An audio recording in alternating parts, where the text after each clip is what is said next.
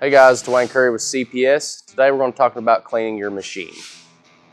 Alright guys, so we just want to talk about the importance of keeping your equipment clean.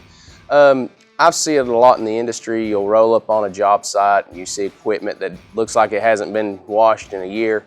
It's very important to keep these machines clean to make sure that they're staying in good working order. So what my typical practice would be after each job, take it outside, with a water hose. Just try to spray the slurry out from under it, try to keep it as clean as possible, because if you let slurry cake up inside the bottom of the machine like that, eventually it'll work its way up into the bearings. Now we have put in place some slurry slingers. It's a sleeve that goes up in there that's supposed to keep the slurry from getting up into the bearings, but I would dare to say that if you don't clean it ever so often, that you could still experience that problem even with the slurry slingers. So when you guys get back to the shop, just pull the machine off the trailer, take your pressure washer, spray it down good, get all the slurry out from under it, and get it ready for the next time you go out.